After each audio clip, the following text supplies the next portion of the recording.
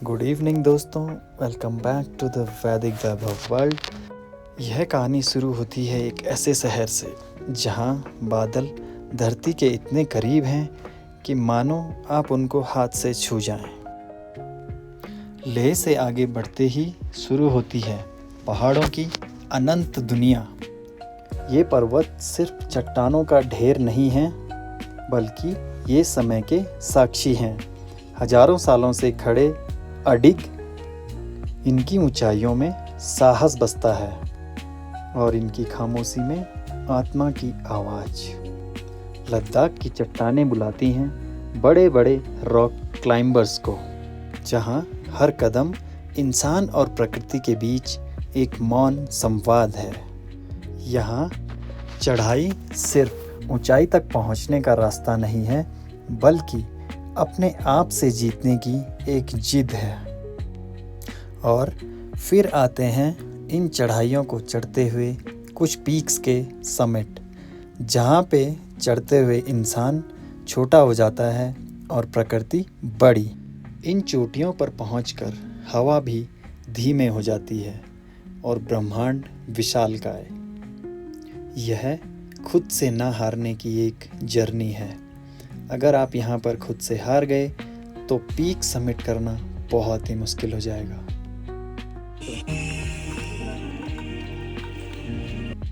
कुछ खूबसूरत peak summit करने के बाद आपको लेह और लद्दाख की वादियों में मिलेंगे ये खूबसूरत से बहते हुए झरने। इस यात्रा में दोस्तों के साथ बिताए हुए कुछ अनोखे और अहम पल। ये देखिए, ये लोग बर्फ में भी आग जला के कितने खुश हैं। इनको लग रहा है कि सारी खुशियाँ इनके पास ही हैं। आगे बढ़ते हुए हम जाते हैं पूगा वैली की तरफ, जो कि खनिज तत्वों से भरपूर है। जहाँ जमीन से उठती हुई भाप, उसके साथ ही खनिज तत्वों की खुशबू, जो कि एक अनोखा संगम बनाती है।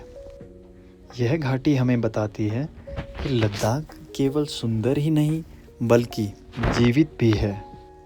पूगा वैली के पास ही हैं गर्म पानी के झरने और साथ में ही ठंडी हवा, जो कि दोनों का एक अनोखा मिश्रण बनाती है।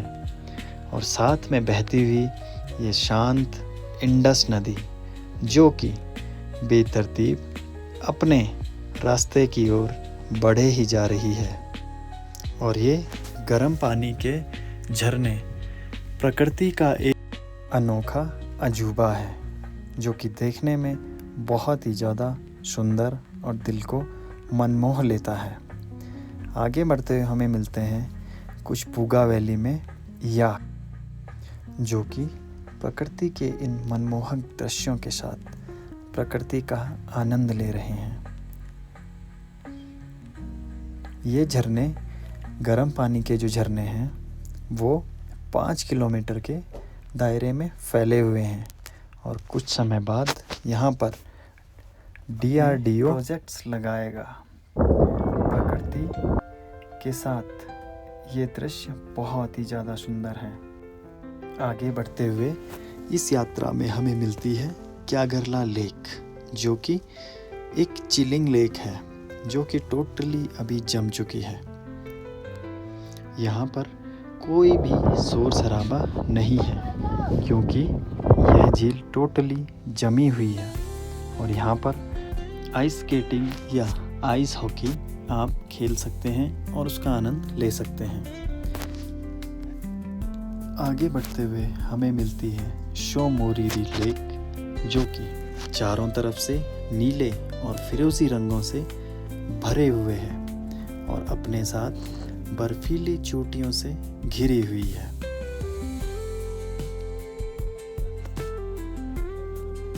यह झील आंखों को ही नहीं बल्कि मन को भी सुकून से भर देती है।